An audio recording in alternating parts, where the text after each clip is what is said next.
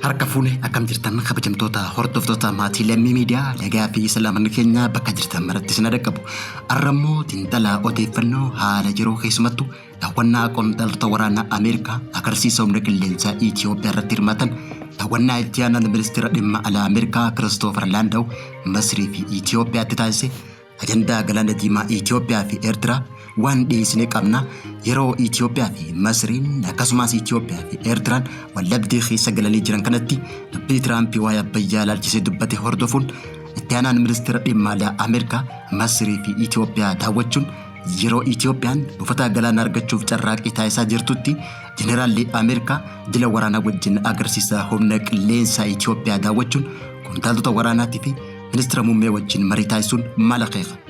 Odeeffannoo teenya haala yerootiin guutuu qopheessineet jirra. Hanga dhumaa odeeffannoo sagantaa tanaatti nu hordofan afeerra teenya amma kallattumaan odeeffannoo teenya guyyaarraa tartiibaa galfannetti isin dabarse.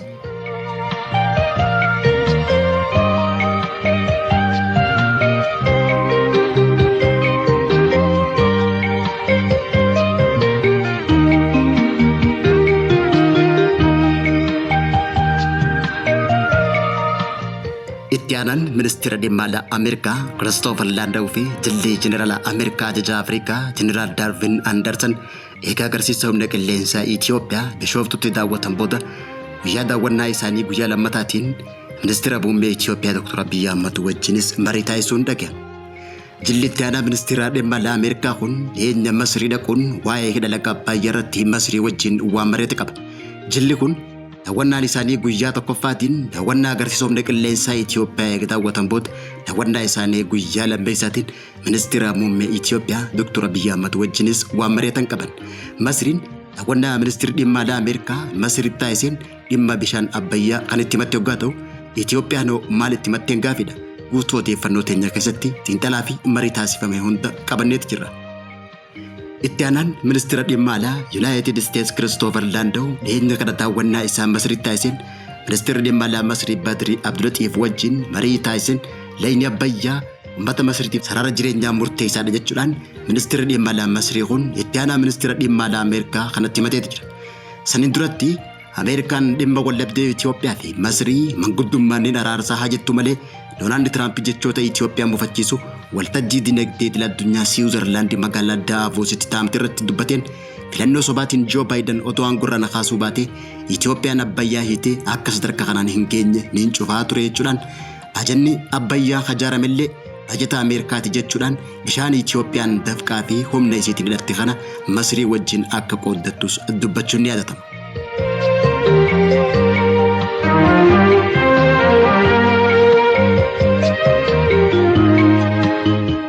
Kaleessammoo amajjii 27 bara 2026tti ittiaanaan ministeera dhimma alaa Ameerikaa Christopher Landau fi ajajaan Afrikaa ajajaa Ameerikaa Jeneraal Darvin Anderson waggaa 90 humni qilleensaa Itoophiyaa irratti argamuudhaan daawwannaa taasisaniin Ameerikaan Itoophiyaa wajjin tumsuudhaan shororkeessummaa gaafa Afrikaatii fi naannawa galaanatti mul'atu balleessuun dhabamsiisuu akka Jeneraal Darvin Anderson himuudhaan keessumattuu humnoota shororkeessaa akka Al-Shabaabii fi ISIS fa'aa akka ta'e himeet jira. Ajajaan humna waraanaa Ameerikaa kan Afrikaa Jeneraal Darvin Anderson daawwannaa isaa Itoophiyaan tun daawwannaa seena qabeessa yeroo Itoophiyaan buufata galaanaa argachuuf carraaqqii taasisaa jirtutti Itoophiyaa waliin tumsa qabaachuu beeksisuu isaa agarsiiftuu tokko ta'us kanneen akeekan jiru. Ajajaan humna waraanaa Itoophiyaa Field Marshal Biraanuu Juulaa daawwannaa aangawoota United States lamaan kan irratti argamuudhaan simannaa addaa kan taasisaniif hoggaa ta'u daawwannaa kanarratti qondaaltonni waraanaa Itoophiyaa ajajaan olaanaan humna qilleensaa Itoophiyaa Lieutenant General Yilmaa Mardaasaa akkasumas ajajaan raayyaa ittisa biyyaa Itoophiyaa Field Marshal Biraanuu Juulaa dabalate qondaaltonni waraanaa biroo argamuudhaan agarsiisa aviyeeshinii Shawaa Bishooftutti taasifamaa jiru irratti oomishaawwan meeshaalee humna qilleensaa Itoophiyaa garee injiinaringii raayyaa ittisaa Foundationii raayyaa ittisaa Yuunivarsiitii raayyaa ittisaatii fi qaamolee idil addunyaa kanneen biroo qondaaltota Ameerikaa kana daawwachiisuun mul'ateet jira. Simannaa hooggantoota kanneen itti gammaduu kan ibse ittiaanaan ministeera dhimma alaa Ameerikaa Christopher Landau gama isaatiin walitti dhufeenya Itoophiyaa fi United States jidduu jiru amma booda cimee kan itti fufu jechuudhaan daawwannaa tanarratti dubbiin dubbate dhaga'amteeti jirti.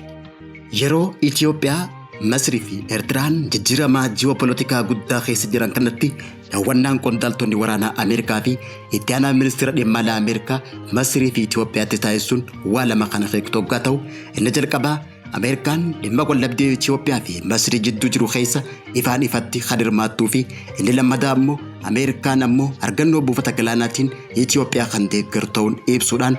Ameerikaan deeggarsa isii ifatti dubbachuu baattullee hasawa jeneraalli Ameerikaa jeneraal Darvin Anderson daawwannaa agarsiisa humna qilleensaa Itoophiyaa irratti dubbateen Ameerikaan Itoophiyaa wajjin tumsuun shororkeessummaa balleessuu ja'uun keessattuu shororkeessitoota naannawa galaanaa jechuudhaan kan dubbate hoggaa ta'u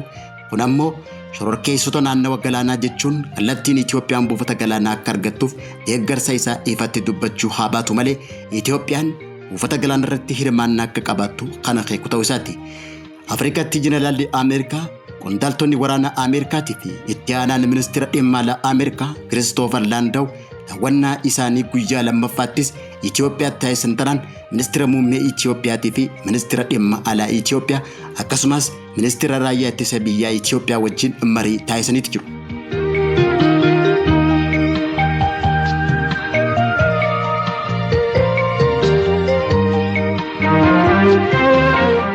Itti aanaa ministeera dhimma alaa Ameerikaa Christopher Landau fi ajajaa Afrikaa Ameerikaa jeneraal Darvin Anderson waajjira isaatti simatee marii wajjin taasisee jiraachuu ministeerri muummee Itoophiyaa Dr. Abiy Ahmed beeksisee jira. Dr. Abiy karaa fuula miidiyaa hawaasaa isaatti akka beeksisetti itti aanaa ministeera dhimma alaa Ameerikaa Christopher Landau fi ajajaa Afrikaa Ameerikaa jeneraal Darvin Anderson waajjira keenyatti argaman waliin marii taasisan tun marii cimtuu fi ijaarsa tumsaa itti fufinsa qabuu fi wal kabajuu cimsitu taasifne jechuudhaan kanaaf galata guddaan qabu ibsuun barbaade jechuun ibsee jira. Kana malees ministeerri dhimma alaa Itoophiyaa Dr. Geediyoon Ximeetiyoos ministeera dhimma alaa Ameerikaa Christopher Landau waajjira isaatti simatee wajjin mari'achuu kan beeksise hoggaa ta'u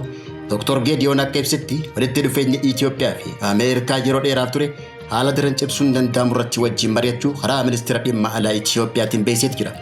Kana malees ajajaan Ameerikaa Afrikaa jeneraal Darvin Anderson ministeera raayyaa ittisa biyyaa Itoophiyaa Injiinar Aishaa Mohammed wajjin marii kan taasise yoo ta'u marii tanaan dhimmoota nageenya naannawaa irratti Itoophiyaa fi Ameerikaan kan wal tumsan ta'uu beeksise akkasumas ajajaa waliigalaa raayyaa ittisa biyyaa Itoophiyaa Field Marshal Biraanuu Juulaa wajjin marii taasiseen kanaan dura Ameerikaa fi Itoophiyaan muuxannoo waraanaa biyyoota lameen wal jijjiiran ta'uu ibsuun ni yaadatama. Mariin qondaaltota waraanaa Ameerikaatii fi itti aanaa ministeera dhimma alaa Ameerikaa Christopher Landau wajjin taasifame tana Itoophiyaan gadi fageenyaan ibsuurraa kan qusatte yoo ta'u Itoophiyaan dhiyeenya dhimma hulaa galaanaa akkasumas dhimma bishaan abbayyaa laalchisee ajandaa Masriitii fi dubbii Doonaald Tiraamp dubbateefis deebii kan nurraa qusachuudhaan hanga ammaatti kan eegame hoggaa ta'u bu'aan marii tana adeemsifamaa akka jiruu fi dhiyeenyatti ammoo dhimmi Masrii fi akkasumas Eertiraa wajjin jiru furmaata ni argata jedhameeti eegama.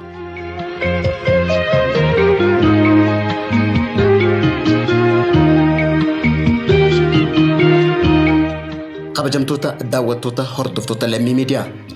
irraa odeeffannoo haala jiru keessumattuu daawwannaa jila Ameerikaa qondaaltota waraanaa Ameerikaatii fi itti aanaa ministeera dhimma alaa Ameerikaa Itoophiyaatti taasisanii fi haala ajandaa yeroo irratti qabannee dhiyaanne kanan gammaatti hordofaa turtanii turtii gaarii.